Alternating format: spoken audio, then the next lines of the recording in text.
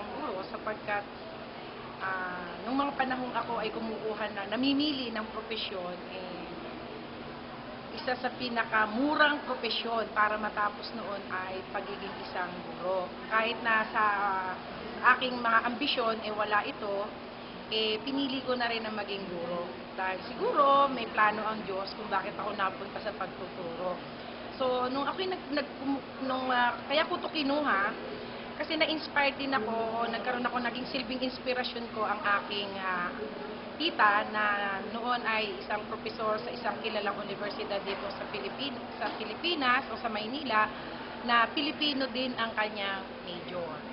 Pero sa totoo lang, wala talaga sa option ko noon na maging guro. Kasi ang ambisyon ko ay maging isang dentista o kaya ay maging isang medtech. Pero dahil nga sa kawalan ng salapi o ng pera, pinili ko na yung guro dahil ito yung murang kurso. I choose to become a teacher because I love teaching. I don't consider it as a work. I consider it as a source of happiness for me when I see my students happy and learned also. Well, when I was in high school, I was given a chance to be a practice teacher. I handled, in fact, history, and I was a homeroom advisor. That was for 1 week. So when during that student-teacher day, I was actually inspired that this is the profession that I wanted to take. So when I was in college, or when I applied for college, when I applied for college, I took up education. So that's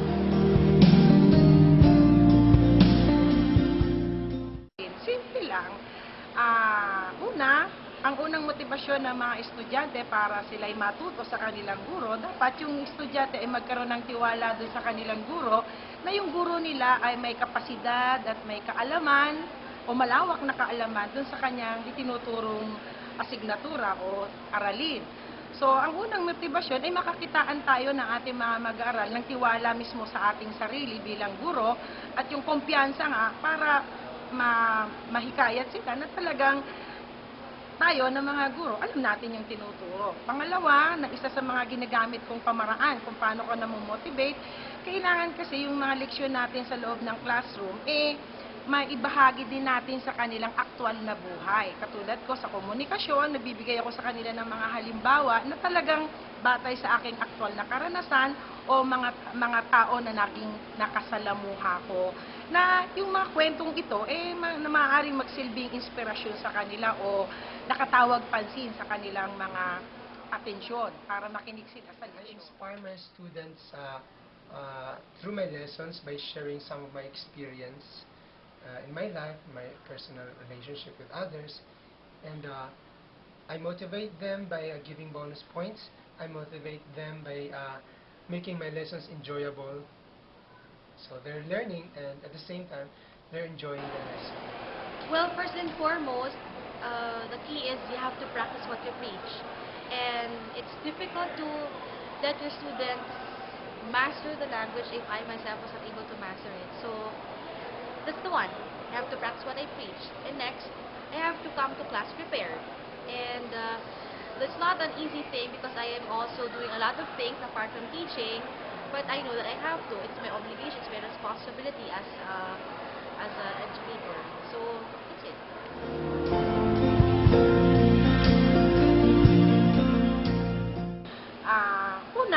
Siyempre bilang isang guro, na medyo may katagalan na rin siguro sa profesyong ito, ang unang paghahanda siyempre yung sarili ko. No? Inahanda ko siya na kada pumasok tayo sa loob ng classroom ay binabalikan pa rin natin yung mga basic knowledge o yung mga tinatawag nating batayang kaalaman para doon sa tiyak na leksyon na yon. Pagkatapos, nag-iisip din na ako bilang paghahanda ng mga makabagong halimbawa para naman maiangkop mo doon sa makabagong panahon yung mga halimbawang ibibigay natin sa mga estudyante natin.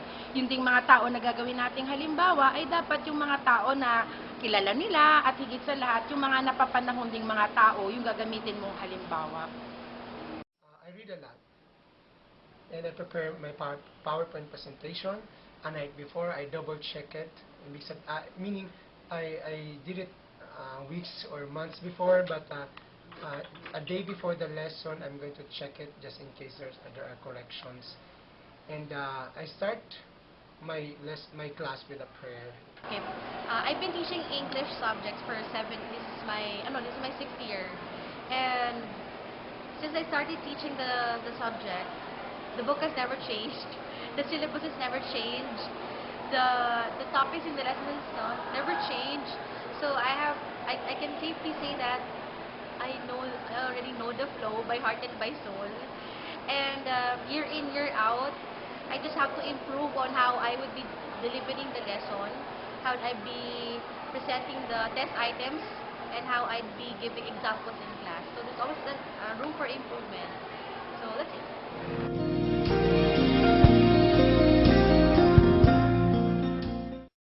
Kung ako man ay nakakatagpo ng mga suliranin sa loob ng silid-aralan, maging ito man ay sa pagdidisiplina o kaya naman ay mga tanong na humahamon sa aking kaalaman doon sa paksang aking tinatalakay.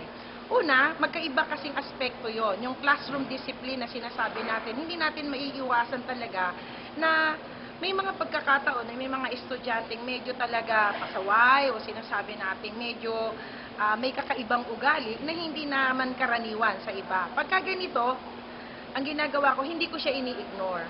Binibigyan ko ng importansya yung batang ito. Una, kung may pagkakataon na kausapin ko siya sa labas ng classroom, kinakausap ko yung bata at tinatanong ko kung merong kung ano yung mga problema, kung bakit yung behavior niya o yung ugali niya ay medyo hindi kaaya-aya doon sa loob ng classroom. For example, yung medyo may nambubuli ng mga bata o yung tulog ng tulog o kaya naman hindi nakikinig, nagdadaldal. Normal naman yun. Pero ito yung mga bata na kinakausap ko sila separate, hindi sa loob ng classroom. Ganon ko siya nire-resolva.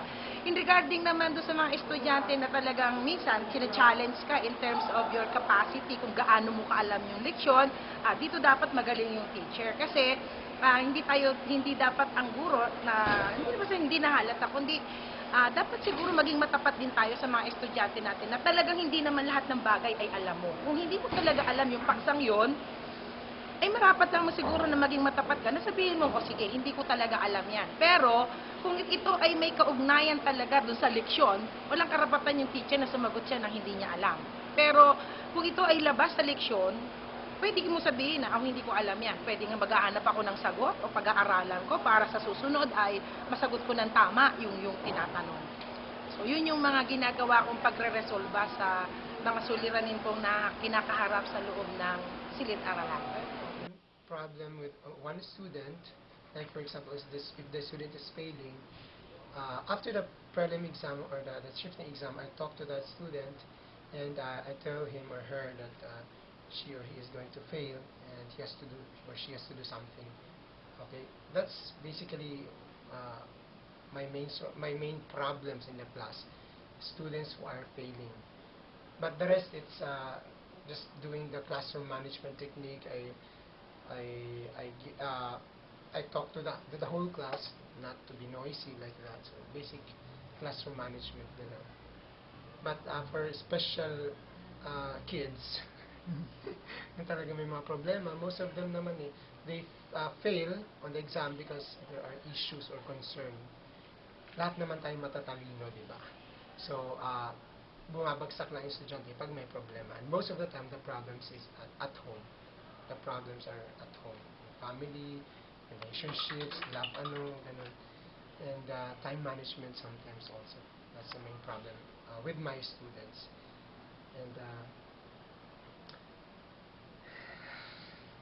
so sir, are there times na nagka-counsel ka rin po ba sa students?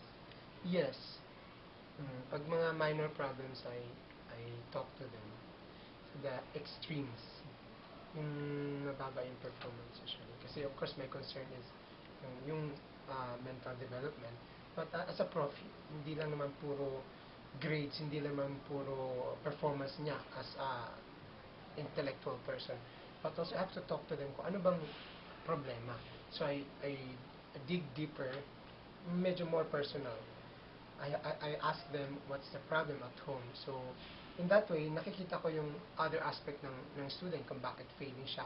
And most of them, most of the time, it's not the brain. Hindi naman yung bobo siya or whatever, but it's the emotional status ng student, yung social, minsan nagkakaproblema kasi hindi makapag-adapt sa changes ng college life. For example, pag first year, parang, ito pala yun, ito na pala ang buhay ng, so hindi nakakapag-adapt. So, yun yun. So, tinitingnan mo rin dapat as a teacher, yung social, ng bata, yung emotional, aside from the intellectual, and also yung spiritual din. Kasi may mga bata, may mga students din, not bata, college students, tanda na kayo college students na meron din ganung problem sa buhay nila, yung faith in God.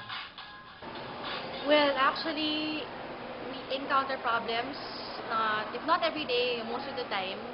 And we have to look at these problems not as stumbling blocks, but as stepping stones. So instead of putting me down, all the more that I have to be more inspired and to be more motivated so I can achieve my goals, so I can surpass that obstacle and I can become a better person.